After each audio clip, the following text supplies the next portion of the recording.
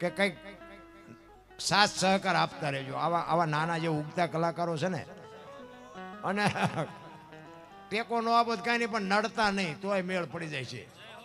હા, અમુક અમુક તો કે હવે આવડાવડાને ન ખબર પડે ગાવાની, નથી ગાવા દેવું.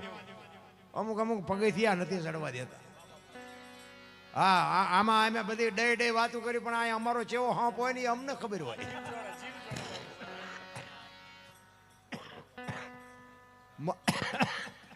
મને મને આ બોલતા શીખડાયો સાજિંદા.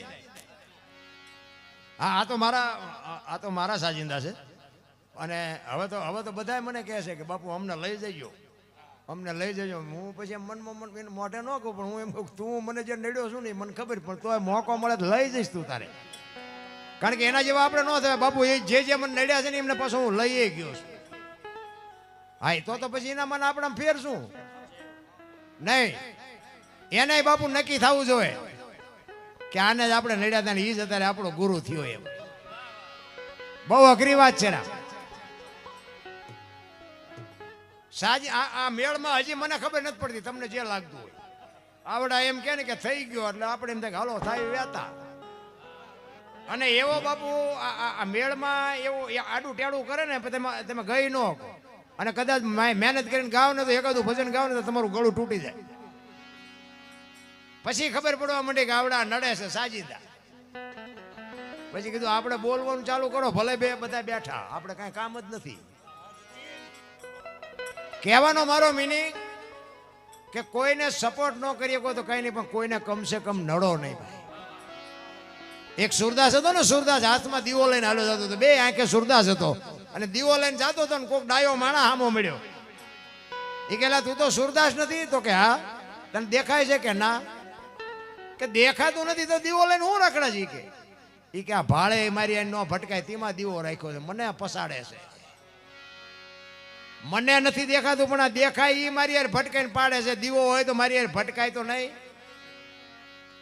નથી લાગતું કે આપણે વગર વિચારા ઠેકડા મારી ત્યાં ખાઈડમાં જઈ ત્યાં ખબર પડે. સુરદાસ નક્કી કર્યા વગર પગ ન મૂકે. આપણે જ પાવરમાં બાપુ ધ્યાન કરી ગયા. માપે હાલવાની જરૂર છે બાપુ. અખિલ બ્રહ્માંડનો માલિક કીડીથી માંડીને હાથી સુધી બધાના પેટ ભરે છે ને આપણા નહીં ભરે. કોઈ કહેતું હોય કે હમણાં અમારે એક ભાઈ હતા ને, એ મને કહેતા હતા આપણા મોદી સાહેબ વડાપ્રધાન. જો ભાઈ રાજકારણનો મારો વિષય નથી, આ તો વડાપ્રધાન અત્યારે છે એટલે કહું. એ મને કહેતો મને કે આપણા મોદી સાહેબ એટલે કે મોદી સાહેબ એની વાત જ. મેં કહું હા, એ તો હકીકત જ છે ને. એ તો સારો માણસ હોય તો જ માણસ બે હારે હોય ને. એ કે પણ એમને ઓલરાઉન્ડ, એ મને કે XY Z ગમે એ કામ. મેં કહું હા, એ વાત હાજી, ગમે એ કામ એ તો કરી શકે, સત્તા હાથમાં છે. એ કે એમ નહીં, ગમે એ કામ. મેં કહું એમ? તો કે હા. મેં કહું ડોબું દોઈ દે. એ કે ડોબું જ નહીં દીધું. મેં કહું ઘોડાનું સામાન માંડી દઉં. મેં કહું આંટો મારી આવે. એ કે એવું ન. મેં કહું તો બળદિયા જોડી દઉં, હાથીનો એક આંટો વળી આવે. એ કે શું ભલા માણસ એવી વાત કરો. મેં કીધું ખાટલો, આપણે ખાટલો હોય દોરીનો ભરવાનો હોય તો ખાટલો ભરી દે.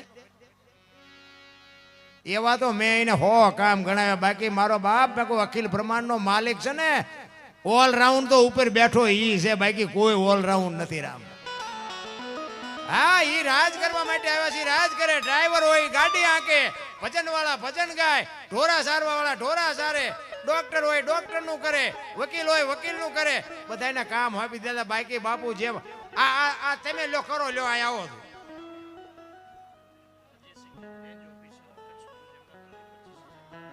રેન્જ ઓફિસર ભાઈ કચ્છ ભુજ અજયસિંહજી સોલંકી 25,000 રૂપિયા આપે છે. બોલો રામેશ્વર મહાદેવ કી.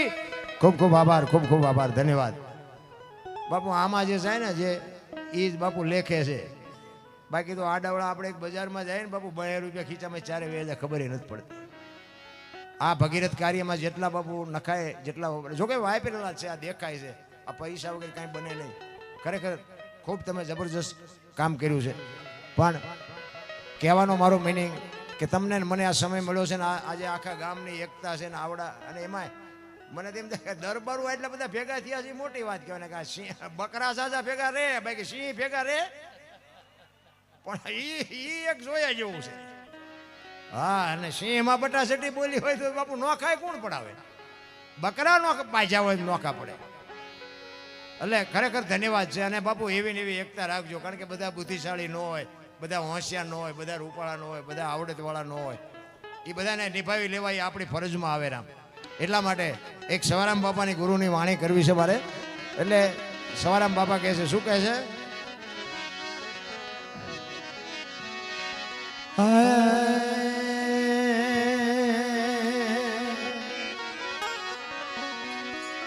गुरु हमारा गारुड़ी मुझ पर की थी में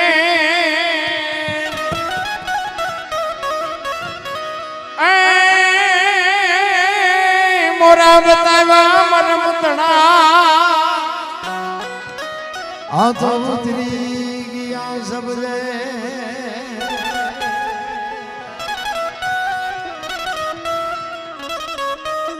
जय हो। गुरु बिना ज्ञान कोई दी नो उपजे न मटे गुरु बिन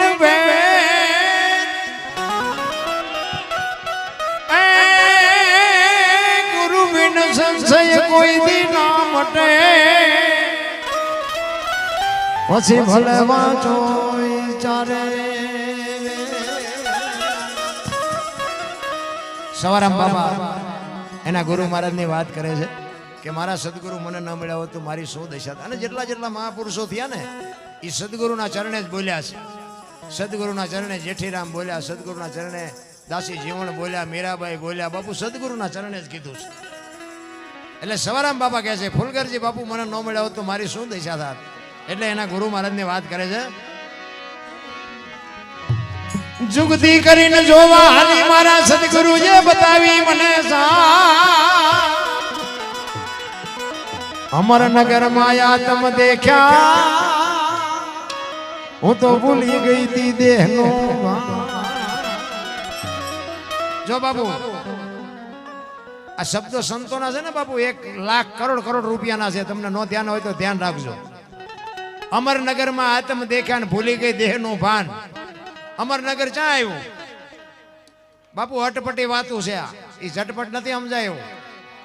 પણ એનું મંથન કરો ને બાપુ, જીવનનો ઉદ્ધાર થઈ જાય. આ બધા અલગ ધણી ને અમર ને અગોચર ને આ બધી ઘણી બધી વાતો મહાપુરુષોના શબ્દોમાં છે. પણ આનું મંથન કોણ કરે? અને મંથન ન કરો ત્યાં સુધી બાપુ દૂધમાં તમે દીવો કરો ને કોઈ દી ન થાય, ને ઘી એમાં જ પડ્યું હોય. એનું મંથન કરો ને ઘી નીકળે ને પછી દીવો થાય. એમાં આ બધી વાણી છે ને બાપુ, મંથન કરવાની જરૂર છે. એટલે કે છે અમરનગર માં આત્મ દેખ્યા ને તેથી ભૂલી ગઈ તી હું દેહનો એ જેવો નિર્ભેના તો બાંધ્યો રે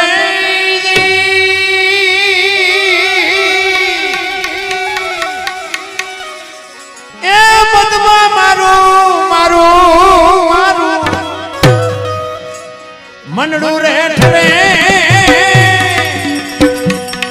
એવો ગુરુ ગમો પ્યાલો બીજો